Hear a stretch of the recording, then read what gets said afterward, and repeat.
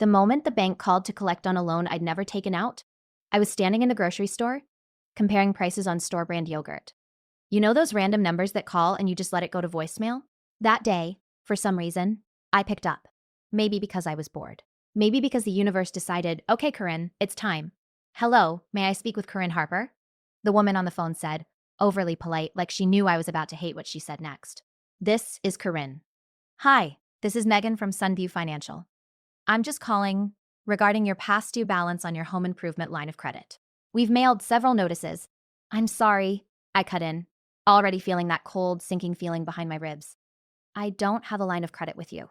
Silence. Papers rustling. It's the account secured against the property at 412 Maple Drive, Columbus. Opened about 8 months ago. Maple Drive. My house. The one I owned outright. The one my parents and my younger sister Britney had been living in, rent-free for the past 3 years. I must have gone completely still, because the guy next to me in the dairy aisle reached around me for a carton of milk like I'd turned into a statue. No, I said, but it came out weird. Dry. I did not open that.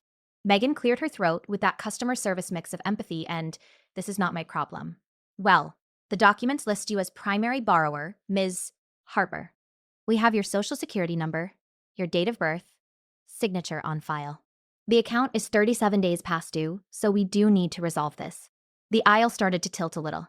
I grabbed the handle of my cart. Can you email me the documents? Of course. I'll send them to the email ending in @gmail.com.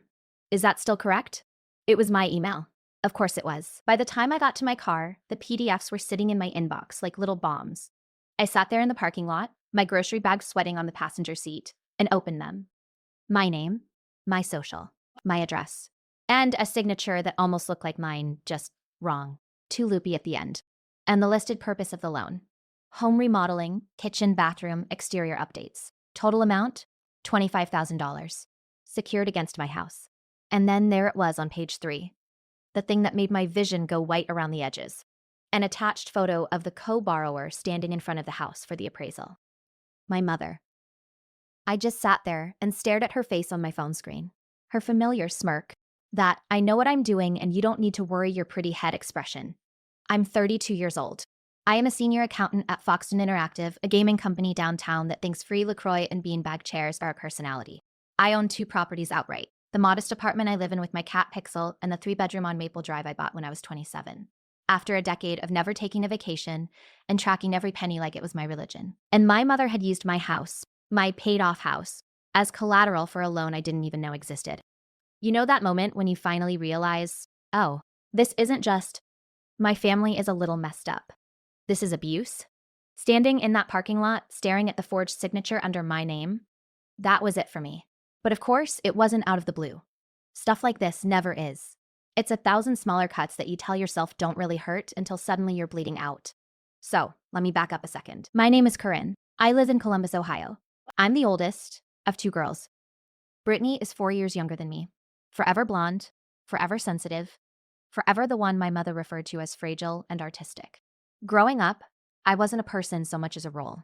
I was the responsible one, the girl who got straight A's without needing help, the one who could be left alone with a microwave meal and a note that said, heat at 6, back by 10.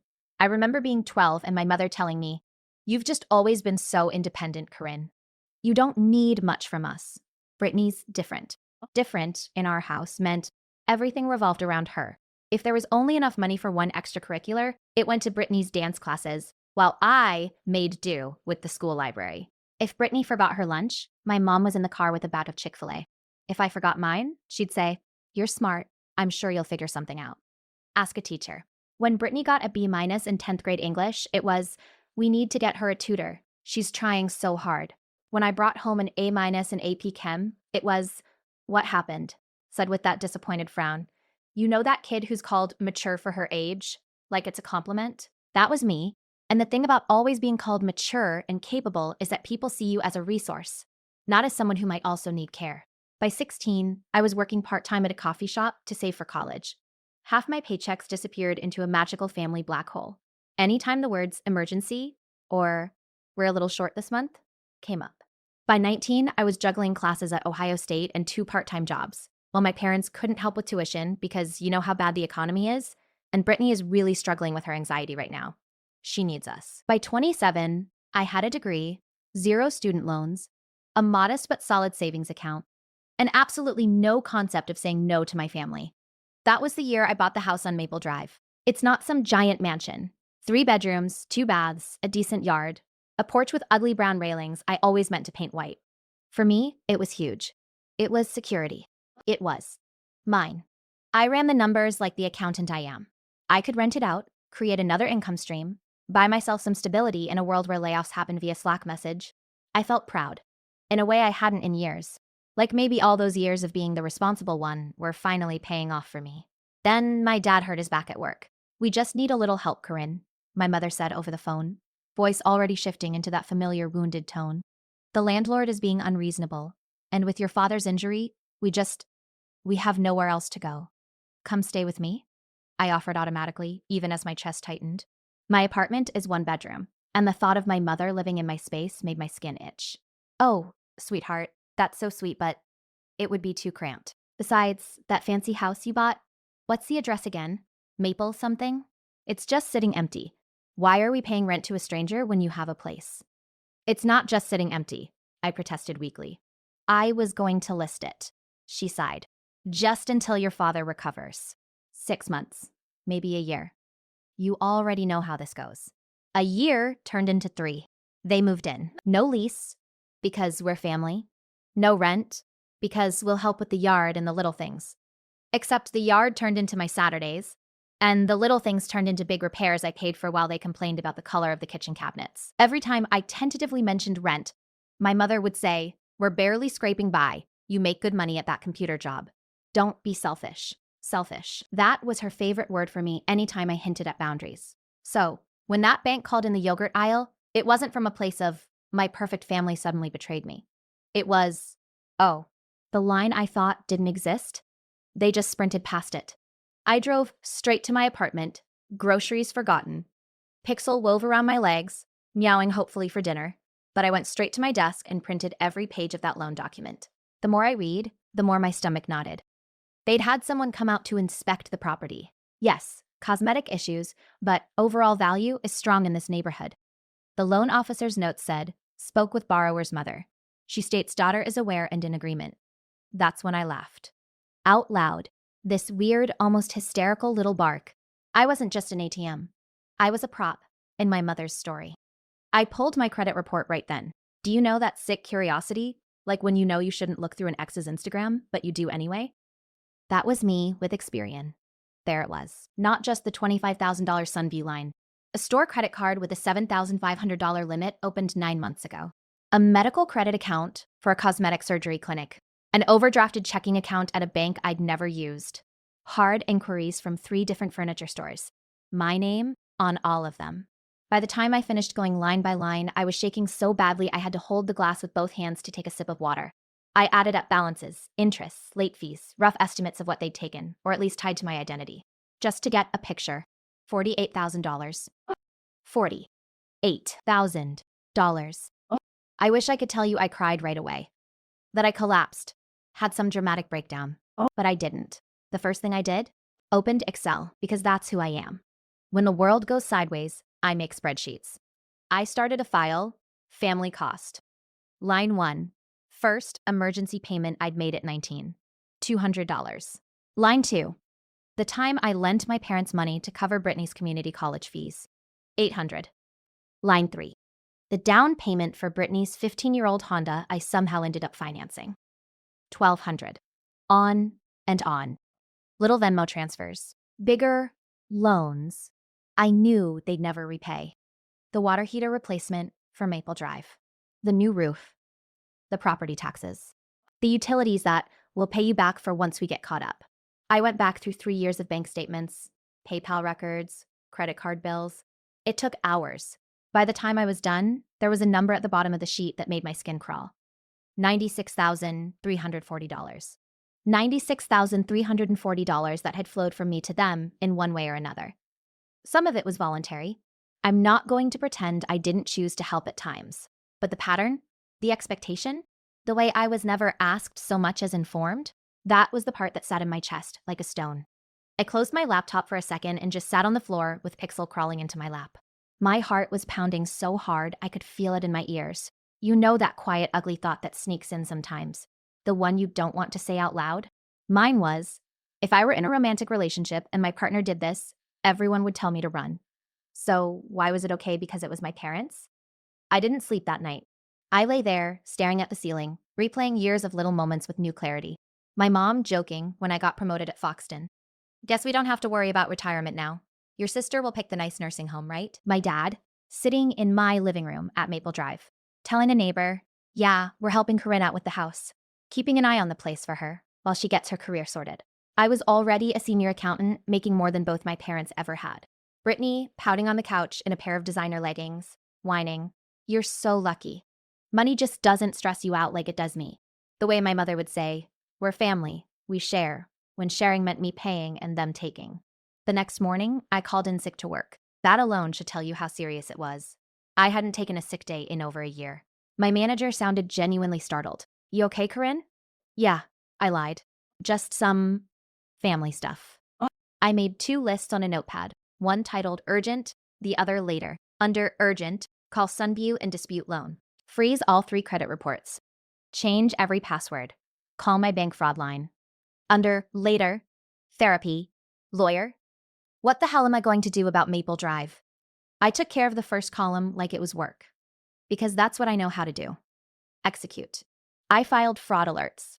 I spoke to 3 different people at Sunview, all of whom sounded increasingly concerned the more I explained. I answered security questions about my mother's middle name and my first pet and wanted to throw up, because she knew all of those answers too.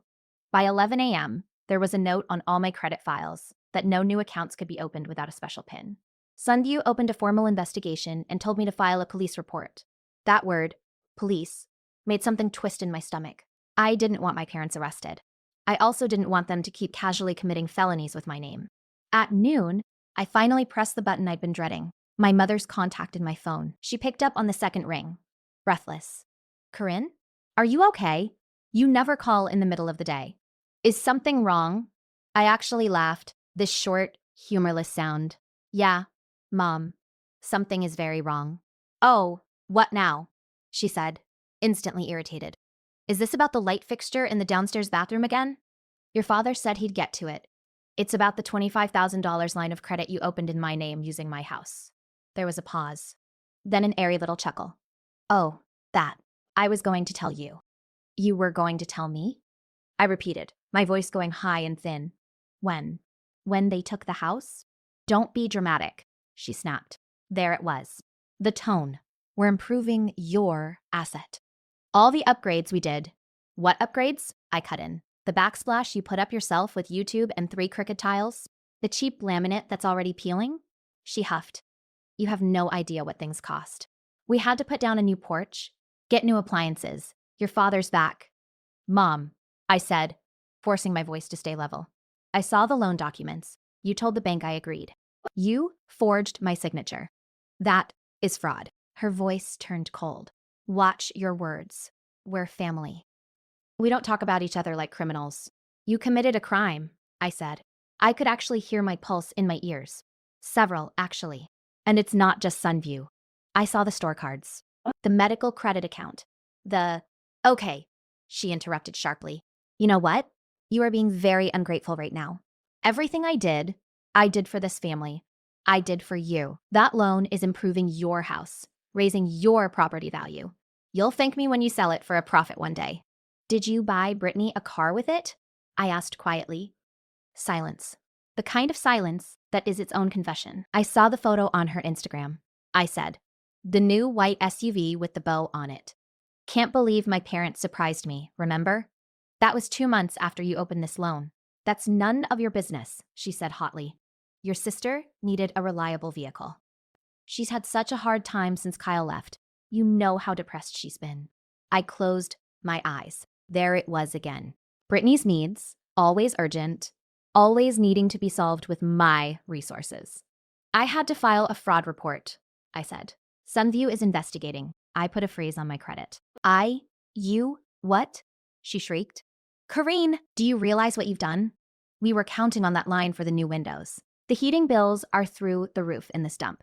It is not a dump, I said, anger finally breaking through the numbness. It's my house, the house you live in for free.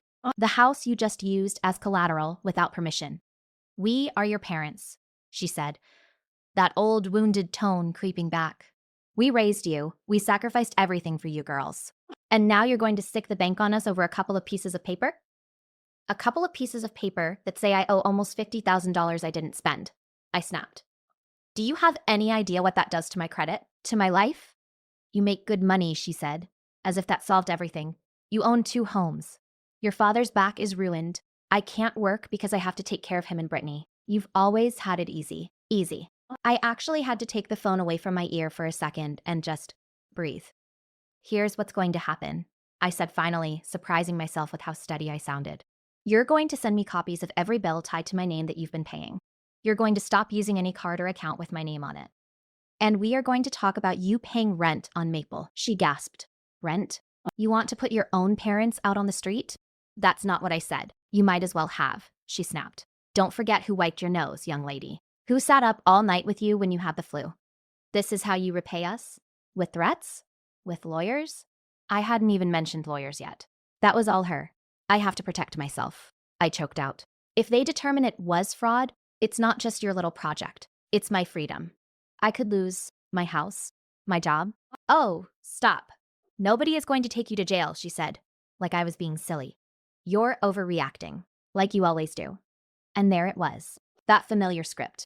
You're overreacting, you're dramatic, you're selfish. The greatest hits album of my childhood. I'm hanging up now, I said quietly. We'll talk when I've calmed down. Don't you dare hang up on. I hung up. My hands were shaking so hard I nearly dropped the phone. Pixel butted his head against my ankle, purring hard, the way cats do when they sense you're upset. I sank down onto the kitchen floor and finally cried. Like, ugly cried. The kind you feel in your stomach. It wasn't just the money. It was the realization that there was no line my mother wouldn't cross if there was something she wanted, and I had the means to get it. To her, my boundary wasn't a wall. It was a suggestion. You'd think, as an accountant, I'd be good at seeing patterns. But it's funny how your brain can justify anything when it's your family. For the next week, my life was this surreal double existence.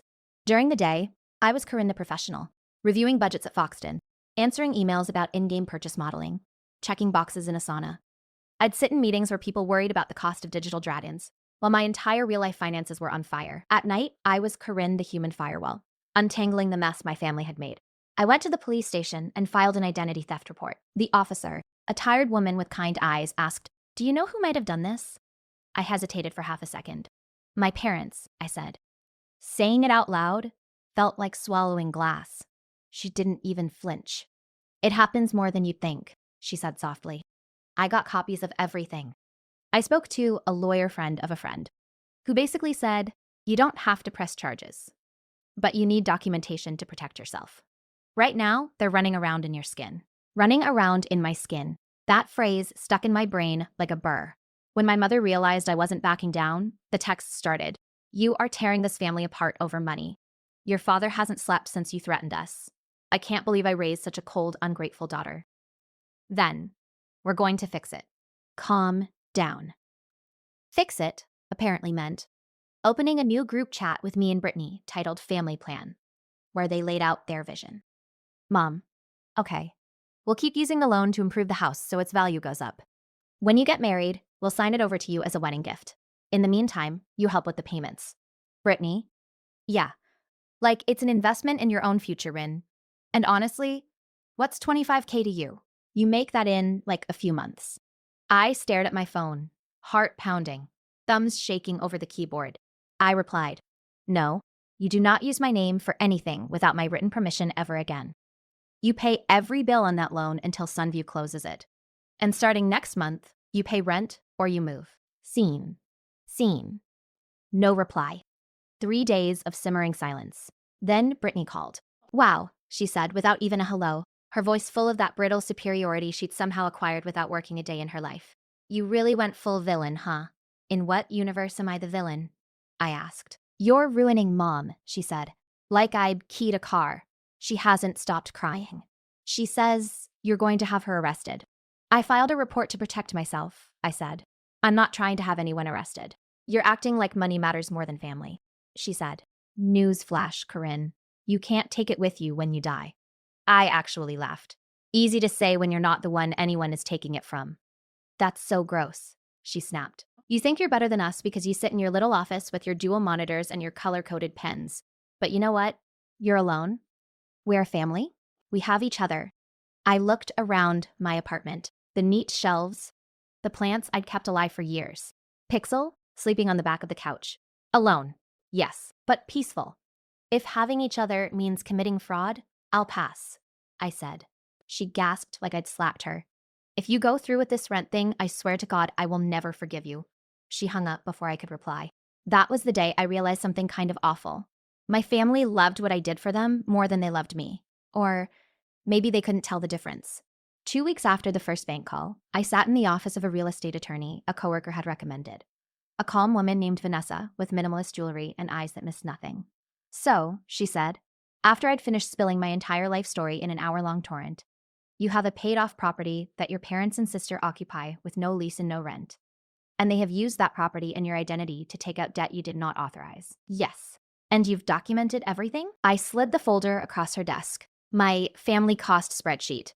Copies of the fraudulent accounts. Printouts of texts and emails. She glanced through them and nodded slowly. Okay. Legally speaking, they're at-will occupants. You're not obligated to keep letting them live there. You can serve them with a 30-day notice to terminate their tenancy. If they refuse to leave, we file eviction.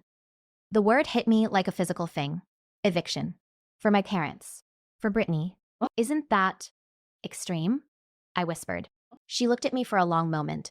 Corinne, if I replace parents and sister with roommates in this story, what would you call it? Insane, I said without thinking. I'd have kicked them out years ago. She smiled, just a little. There it is. The law doesn't care about your emotional history. It cares about documents. On paper, you're the owner. They're occupants without a lease. You are completely within your rights to ask them to leave. I stared down at my hands. If I file for eviction, that goes on their record, right? Yes, she said. It could make it harder for them to rent in the future. That's a factored away.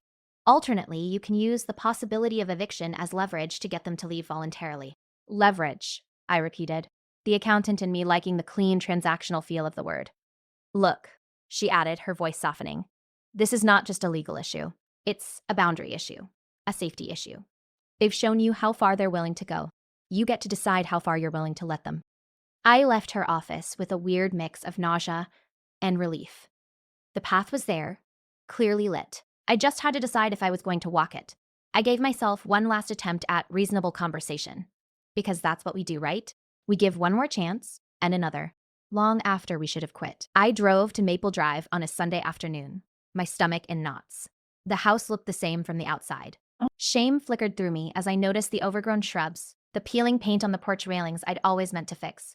My mother opened the door before I even knocked, like she'd been peeking through the blinds.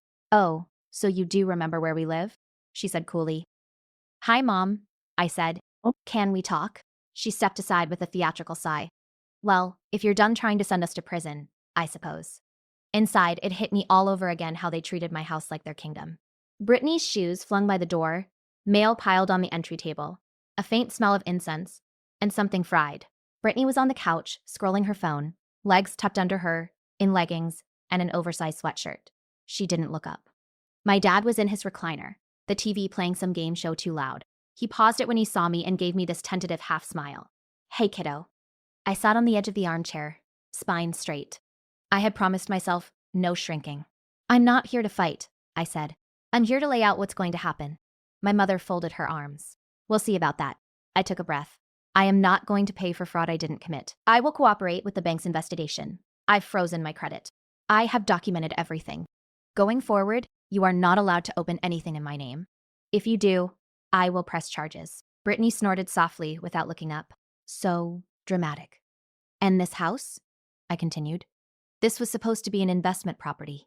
Instead, I have paid every mortgage payment, every tax bill, every repair, while you have lived here rent-free for 3 years. That ends now. My mother's eyes flashed.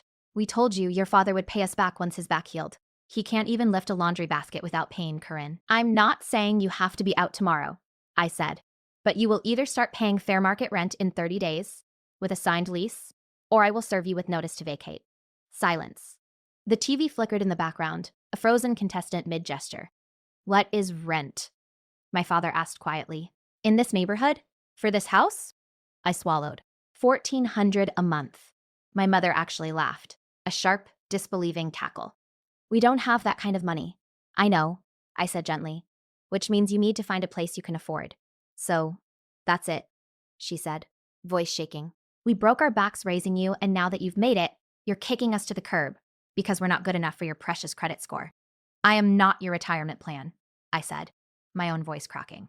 I am not a walking debit card. I have a right to feel safe in my own finances. You crossed a line. Several, actually. Britney finally looked up, eyes bright with angry tears. You're just jealous, she said. I blinked. Jealous of what? Of having a family, she said. Of mom and dad loving me more because I need them. You've always been so smug about doing everything on your own. Well, congratulations. You're on your own now. Something in me went very still. Maybe I am, I said softly. Maybe that's better than this. My dad shifted in his chair. Corinne, honey, surely there's a compromise. We're not perfect, but we're your parents. We didn't think you'd mind. You've always had so much more than we did. I don't have more because it fell out of the sky, I said. I have more because I worked, because I saved, because I didn't spend money I didn't have, and because every time you had a crisis, I covered it. My mother rolled her eyes. Oh, here we go. The martyr speech, I stood up. My hands were shaking, but my voice was steady now. I'll have my lawyer send formal notice, I said. You'll have 30 days. If you want help finding a cheaper place, I can send links, but I will not discuss this again. I'm done arguing. Lawyer? My mother spat like it was a dirty word. Listen to her. Miss Big Shot, with her lawyer. I looked at my dad. I love you, I said. I love you, but I can't let you keep doing this. He looked down at his hands. I never wanted any of this, he mumbled. Then stop letting it happen, I said, maybe harsher than I meant to. As I walked to the door, my mother called after me. You will regret this, Corinne. You think you're so smart? Just wait. When you're old and alone, don't come crawling back to us. I didn't turn around. You already made sure of that, I said, and closed the door behind me. The next week was a blur of paperwork. Vanessa drafted a 30-day notice. I signed it, hands trembling, and she had it delivered via certified mail and taped to their front door. There it was. My decision, in black and white. The explosion started almost immediately. Text from my mother. You are heartless. Your father is having chest pains from the stress. Hope you're happy. We can't find anywhere that will take us with our credit. Britney posted some vague nonsense on Facebook about toxic people and family who betrays you when you need them the most. And suddenly distant aunts I hadn't spoken to in years were messaging me asking what I'd done. I didn't respond to any of it. Vanessa's words echoed in my head. They've shown you how far they're willing to go. You decide how far you'll let them. I kept my world very small. Work, home, Pixel, therapy. Oh, yeah, therapy. I finally made that later list happen. I found a therapist named Alyssa, who specialized in family enmeshment and financial abuse. In our first session, I sat on her gray couch and blurted, I think I'm a terrible daughter. She tilted her head. Why do you think that? Because I'm evicting my parents, I said. The word still tasted bitter. She didn't flinch. Why? I told her. About the house. The loan. The forged signature. The childhood of, you're so mature, we don't have to worry about you. How? Anytime I hesitated to help, my mother made me feel like I was pushing them into the abyss. Alyssa listened, then said quietly, you realize if these people were not your parents, no one would even question whether you should kick them out, right? They're abusing you, financially and emotionally. That feels so big, I said. Like, abuse is what happens in Lifetime movies. Abuse is a pattern where one person uses another's resources, financial, emotional, physical, without regard for their well-being, she said. Does that sound familiar? I laughed, but it came out like a sob. Yeah, it does. As the 30 days ticked down, my mother oscillated between rage and wheedling. We found an apartment, she texted one day, but we need first and last month's rent plus a deposit. If you hadn't frozen your credit, we could have just opened a small. No, I replied. I am not co-signing anything. I will not be tied to any more debts. I can loan you a small amount to help with moving costs if you agree in writing. To be out by the date. She didn't respond. Britney sent me a voice note late one night, her words slurred. Do you know what it feels like, Corinne, to have your sister throw you out? Every guy I date leaves, and now you're leaving too. Who am I supposed to count on? I am not leaving, I wanted to shout back. I'm the only one who's ever stayed. But staying had turned into being used up. On day 29, Alyssa asked me, what are you most afraid of? That they'll hate me forever, I said without even thinking. That I'll become this villain in their story. She smiled gently. Corinne, you already are. From what you've told me, you became that villain the moment you stopped being infinitely compliant. You can't control how they see you. You can only control what you're willing to tolerate. Day 30 came. Went. They didn't leave. So we filed eviction. The hearing was set for 2 weeks out. My mother texted me a photo of the court summons, covered in angry red pen circles. I hope you're proud. You've dragged your own mother into court like a common criminal. I didn't reply. I showed up to the courthouse in my work clothes, clutching my folder like a shield. My parents were already there, my mother in her church outfit, my father in a polo that strained over his stomach. Britney wasn't there. Apparently, she'd decided her presence would just cause drama. When the judge called our case, my mother launched into a speech about ungrateful children, and we had a verbal agreement, and we improved that property. The judge, a tired man with glasses slipping down his nose, held up a hand.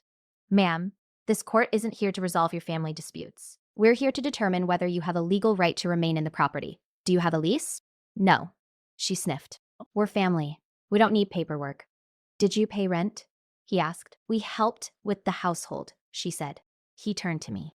Miss Harper, you're the deeded owner? Yes, Your Honor.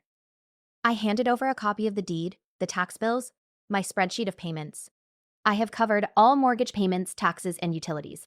I gave them 30 days' notice, which they ignored. He scanned the documents, then sighed. Legally, this is straightforward. I'm granting the eviction. Mr. and Mrs. Harper, you have 7 days to vacate the property. If you do not, the sheriff will remove you. My mother gasped like he'd shot her. She can't do this. She's our daughter. We were counting on that house. The judge's voice softened, just slightly. Ma'am, I understand this is difficult, but your daughter has no legal obligation to provide you with housing. I suggest you use the 7 days wisely. Outside, my mother rounded on me, eyes blazing. I don't know who you are anymore, she hissed. You are not my daughter. My daughter would never humiliate her parents like this. I didn't forge my daughter's signature for a car, I said quietly. So I guess we're both surprised. She raised her hand like she was going to slap me. For a moment, time slowed. I saw my father's hand twitch like he might grab hers. Then she froze, dropped it, and stalked away. I thought that would be the worst of it. It wasn't.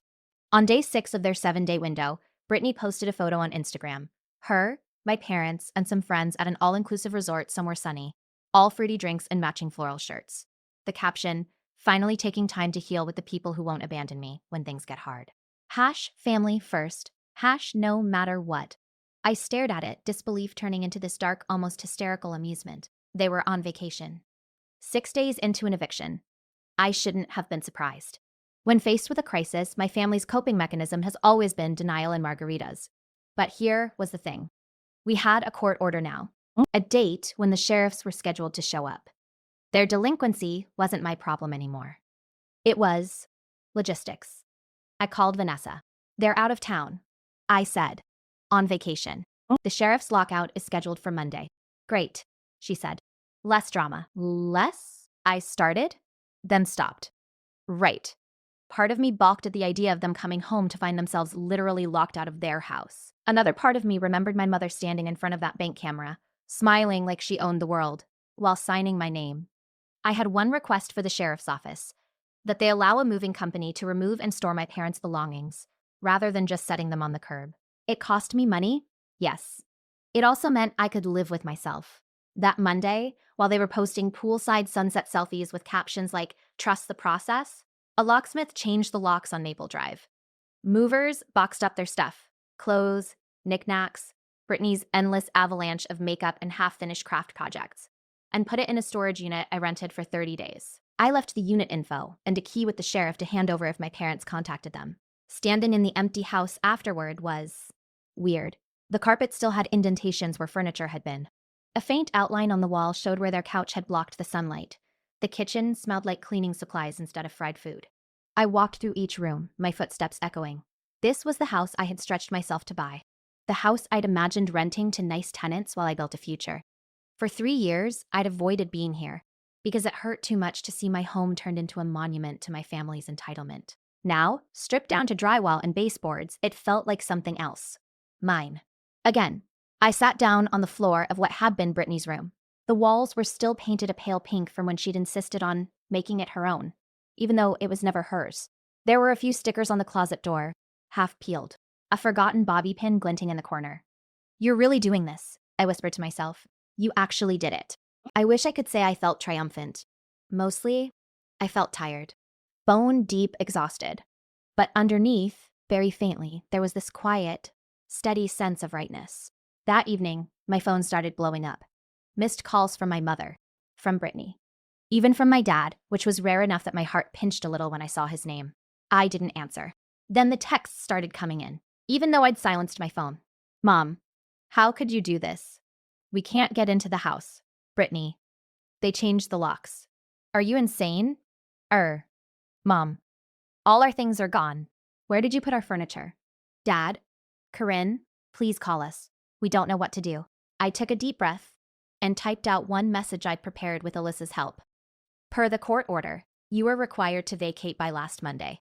You chose not to. The sheriff enforced the eviction today. Your belongings are in storage at unit. I have paid for 30 days. After that, the unit is your responsibility. I will not be engaging in further discussion about this decision. Corinne." I hit send. Then, with my hand still shaking, I blocked all 3 of their numbers. Then, I blocked them on social media, email, every channel I could think of where their outrage might seep through. And then, I sat on my couch, Pixel nestled against my thigh, and let the silence settle over me like a blanket.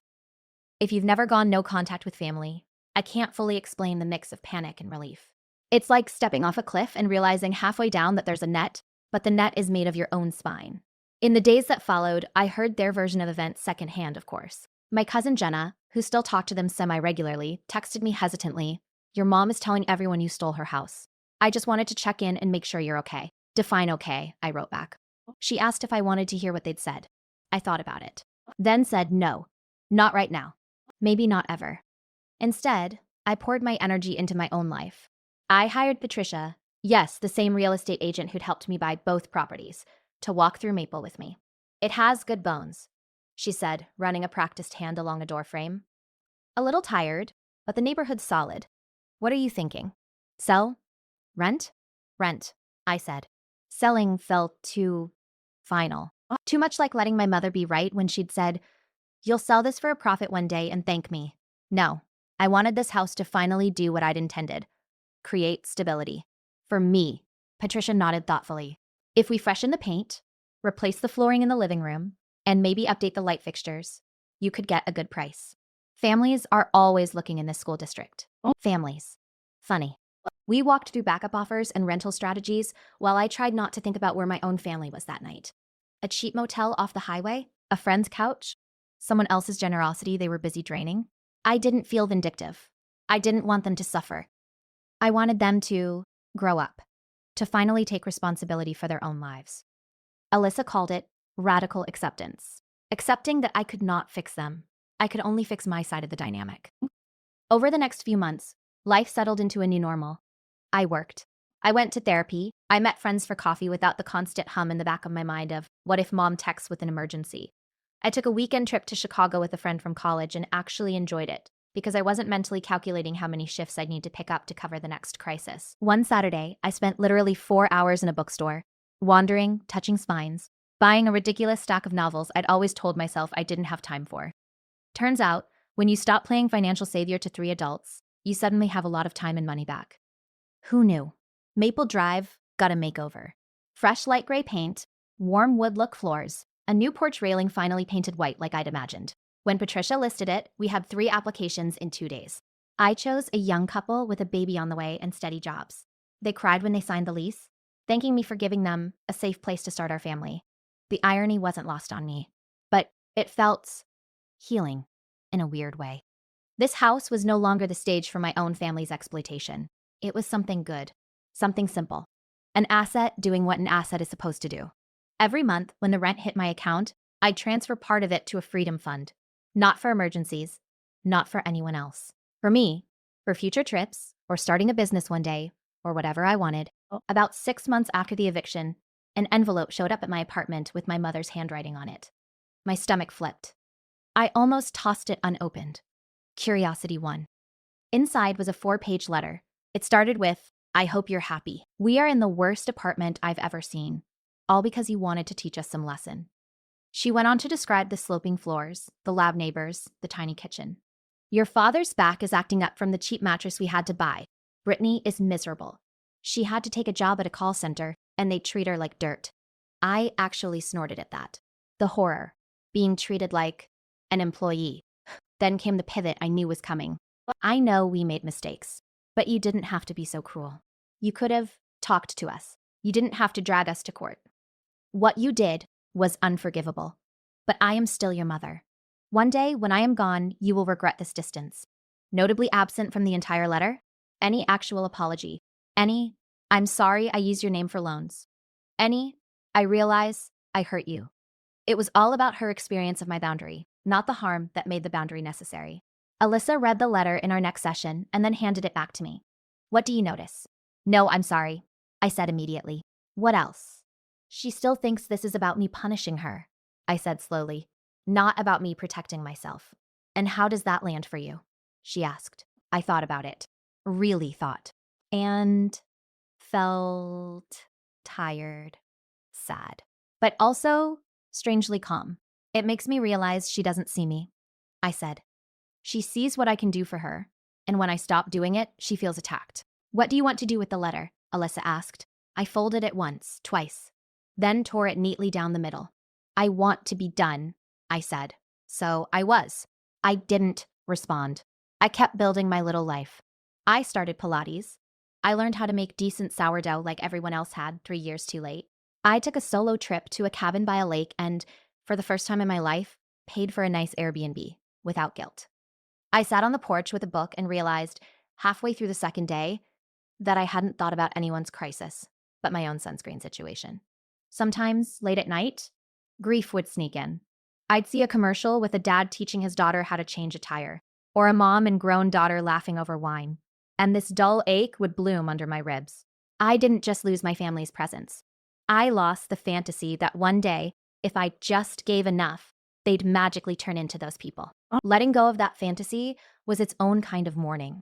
But here's the thing I want you to hear if you're listening to this thinking, "Oh God, that's my mom," or "That's my little brother," or "That's me, always paying, always fixing." You are not a bad daughter, or sister, or cousin, or friend for refusing to be used. You are not heartless for protecting yourself. You're not choosing money over family. When your family has decided your bank account is their safety net, you're choosing sanity. Am I over what happened? I don't know. Trauma doesn't really wrap itself in a neat bow. Sometimes I still wake up from dreams where my mom is in my online banking app, moving numbers around while shaking her head and saying, "You always had so much, you won't even miss this."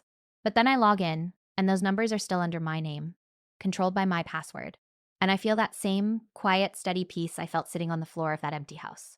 The last I heard, from cousin Jenna, who gives me the occasional sanitized update, my parents are still in that terrible apartment. My dad finally applied for disability properly. My mom started doing some part-time bookkeeping at a friend's hair salon to get out of the house. Brittany is on her 3rd call center job and has a boyfriend who, according to Jenna, actually expects her to pay half the rent. Good, I thought when I heard that. Not out of spite, out of hope. Maybe, just maybe, learning they can't outsource adulthood to me anymore will push them into, I don't know, actual adulthood. Do I miss them? Yeah, in complicated, painful ways. I miss the good moments, because there were good moments. My dad teaching me how to drive in the empty mall parking lot on Sunday mornings.